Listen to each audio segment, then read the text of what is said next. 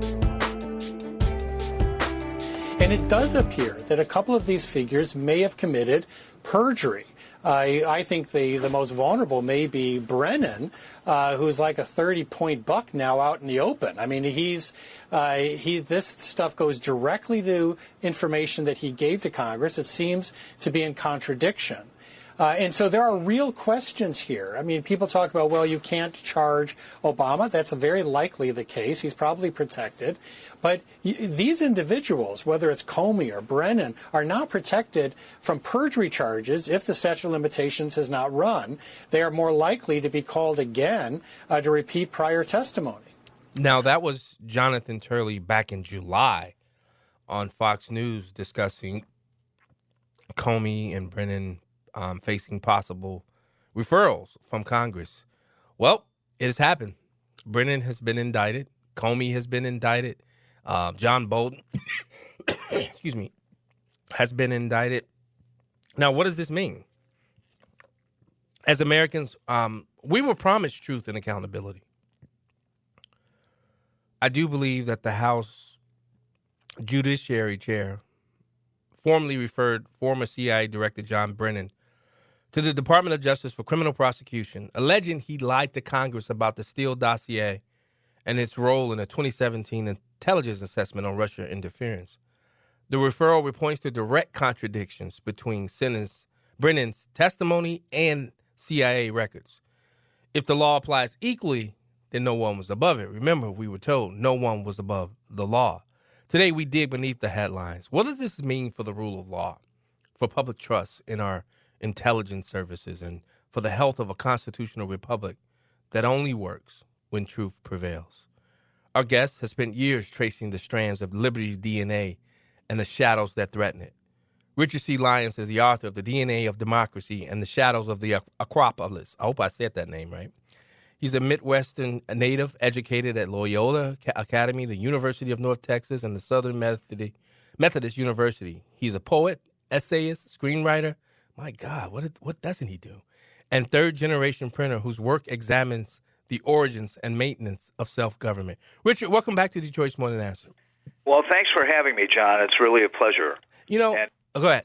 I'm sorry. No, you said it. You said it just so eloquently that if truth doesn't prevail, our system of government doesn't work, and that is as true as it gets. I appreciate that. And, you know, Richard, I think one of the reasons why I wanted to bring you on, because I mean, history finds itself repeating itself in a lot of different ways.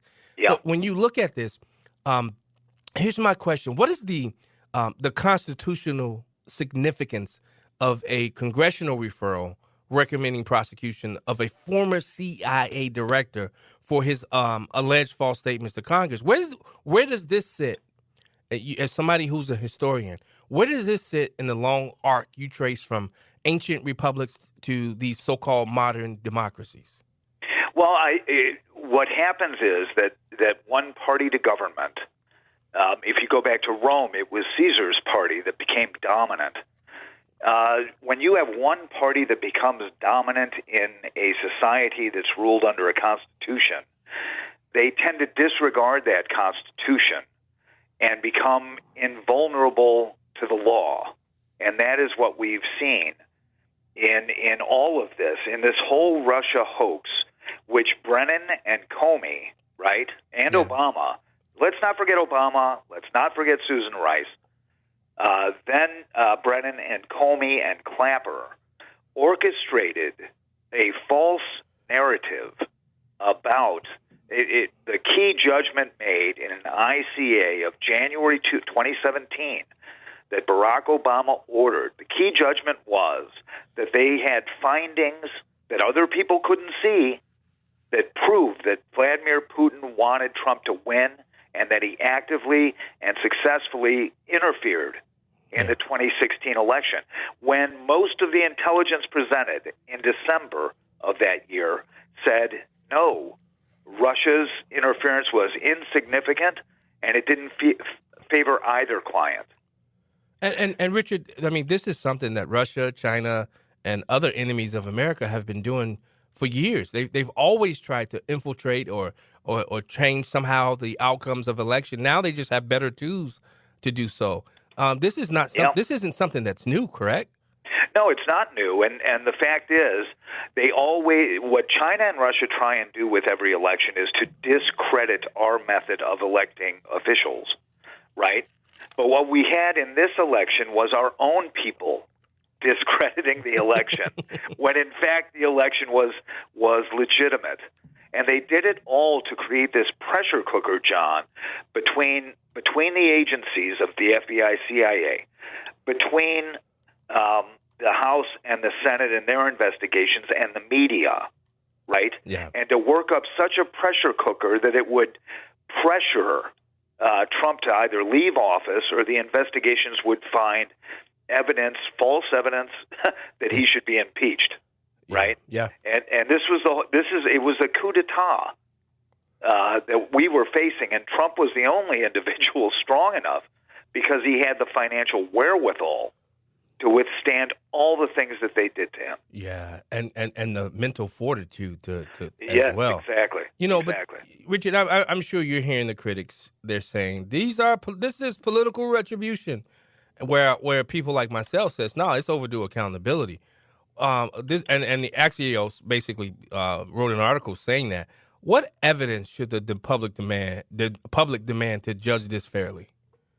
Well, they need the scope of the whole thing, and it's become like the size of Moby Dick by now, John, because there's so much to this.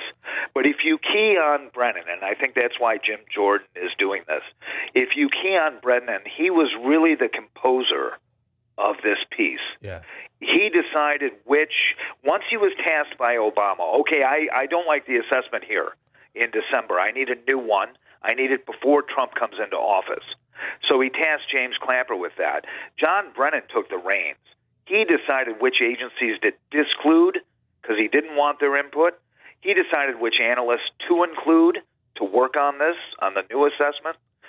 And he really composed it. And then he decided what media outlets to leak to. Yeah. He decided what people in the House and Senate to get the information first.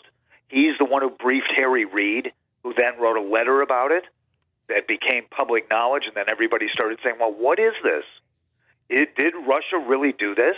And for 2 years, they debilitated the Trump administration through an utter falsehood. Yeah. And if you want to know what Brennan said, here's his 2017 testimony under oath. So, Director Brennan, do you know who commissioned the Steele dossier? I don't. Do you know if the FBI paid for any portion of the Steele dossier? I don't know. I know that there are press reports related to that, but I don't know. I have no firsthand knowledge of that. Do you know whether any of the underlying allegations made in the Steele dossier were ever tested, probed, examined, cross-examined, whether the sources were examined for reliability, credibility? I know that there were efforts made by the Bureau to try to understand whether or not any of the information in that was valid, but I don't have any firsthand knowledge of it. Do you know if the Bureau ever relied on the Steele dossier as part of any court filings, applications, petitions, pleadings? I have no awareness. Oh, gosh. Did the CIA rely on it? No. Why not? I mean, Richard, saying I don't know, is that why now they're starting to use, I don't recall, I don't, that swarmy Christopher Wray, that was one of his first things. I don't, my recollection, or I don't recall. Is that why they started to shift to that instead of saying, I don't know? No, of course. And that, the fact is he did recall. This is key testimony in front of a House committee. You don't forget what you're about to testify to. And as the composer of this, John, he knew all of this. Yeah. He knew it was untrue. He knew the FBI paid for it. And he knew exactly that they put the entire key judgment of the ICA report in January of 2017. The keystone of that was the Steele dossier, which Brennan demanded be a part of the assessment. Yeah. I agree. So, of course, he knew. And then when they charge him, John, with lying to the committee in 2023, that's because it's within the statute of limitations.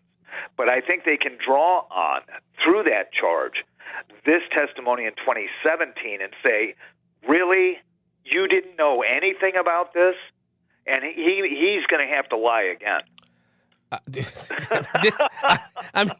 I mean, you talk about get your popcorn ready.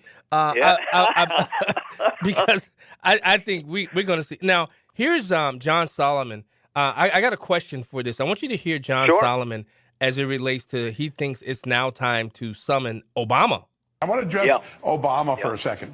I know President Trump has every right to be frustrated with him. I think President Trump's analysis last week was right. I think my immunity rule might protect him on the original charges. That's what most legal experts tell me, that ruling is so sweeping it will protect Obama for what he did in office. However, Barack Obama can now be summoned before a grand jury. He cannot take the Fifth Amendment because he has immunity from prosecution. He'll have to tell the truth. If he lies as a private citizen about what he did as president, he'll no longer have that immunity. And that is a trap that Obama is sitting potentially facing. And I want to say the irony to that, because on January 5th, 2017, he presided over a meeting in the White House where the FBI had just cleared Mike Flynn of any wrongdoing. And they schemed in that meeting how they might be able to jam up Mike Flynn. And they came up with the idea, we'll lure him into an interview, catch him into a lie, and then prosecute him that way.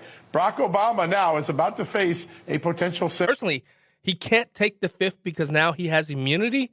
This is huge, genius. Correct? That's Isn't genius. this huge? Yeah.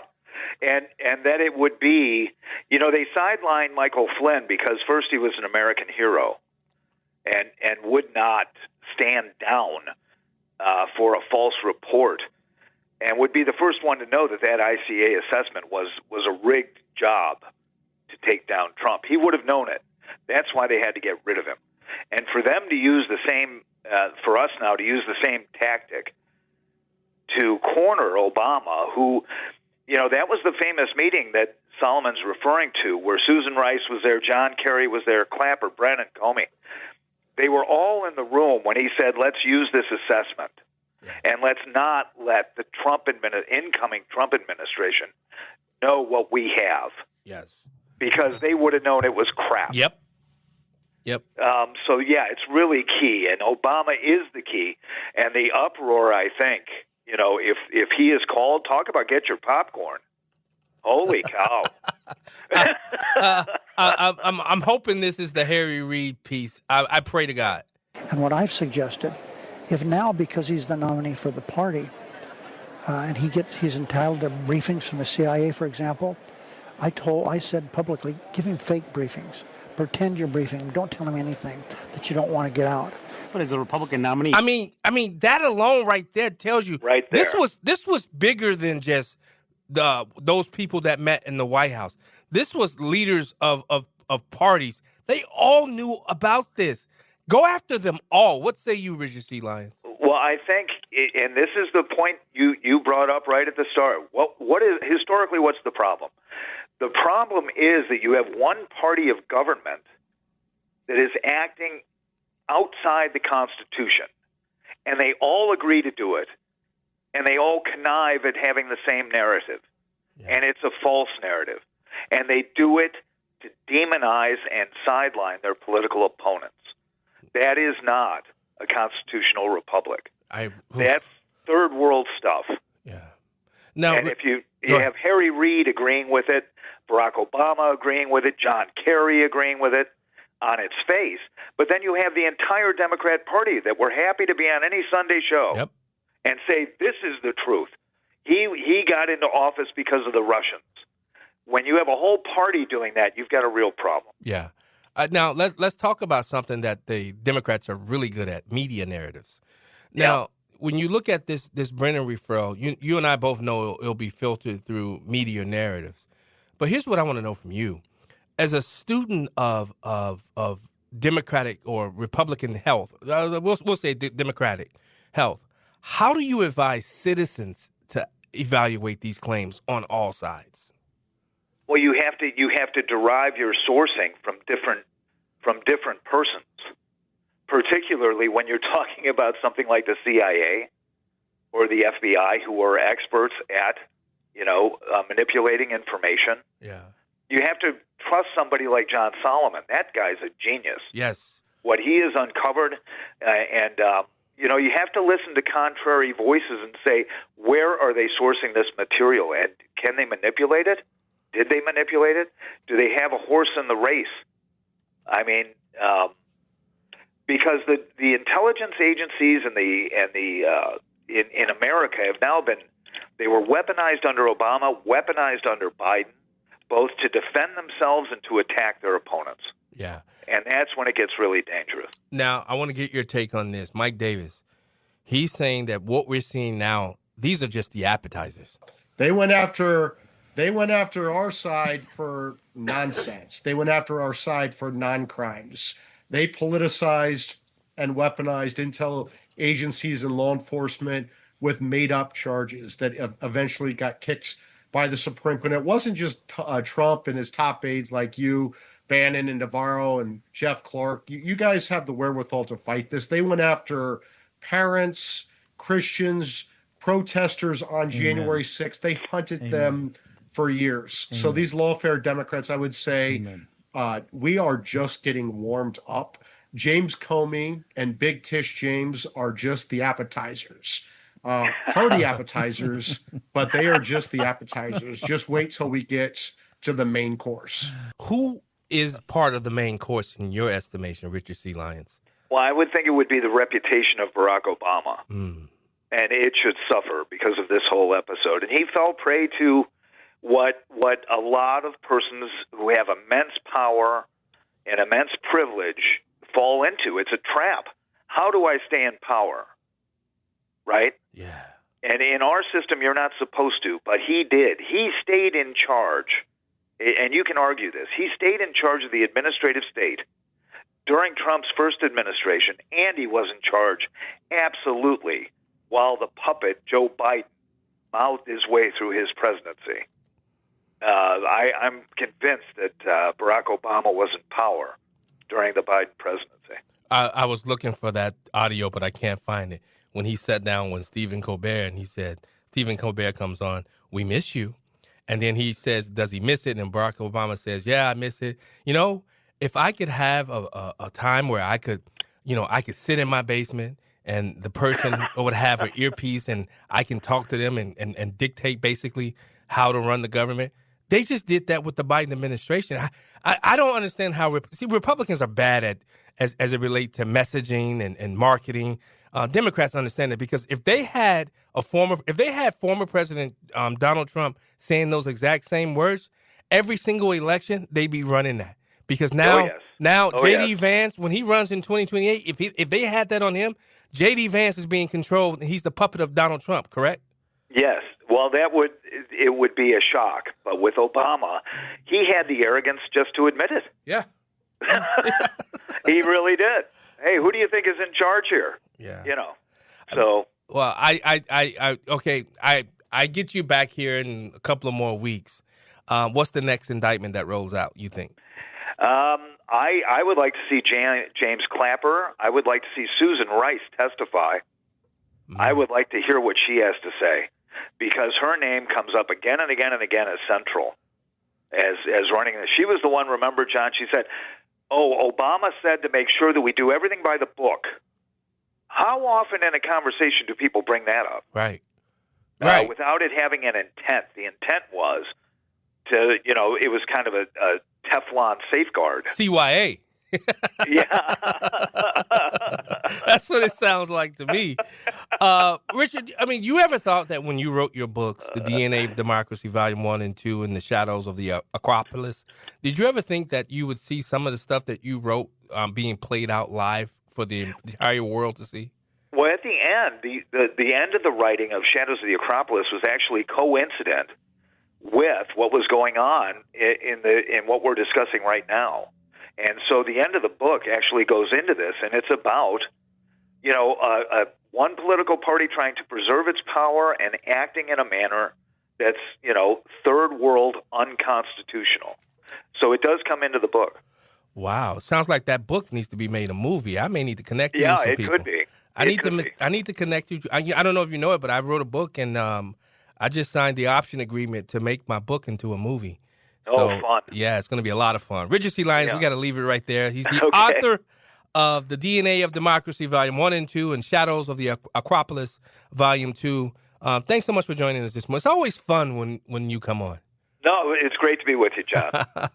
Richard C. Lyons, thanks so much for joining us today. Thank you. All right, I can't wait. Paul, I mean, when people entrust you to be a leader for them, they expect you to follow the Constitution. I mean, you swear, depending on what, if you're a state committeeman or, you run for a state office, you're sworn to uphold that state constitution and the Constitution of the United States. When you get sworn into office on a federal level, you're sworn to protect the Constitution, to uphold it as well. You're supposed to. You're supposed to.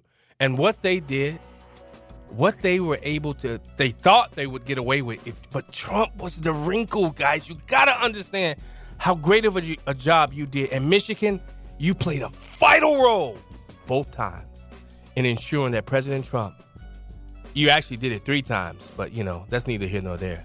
We'll be right back. Hour 2 coming up next.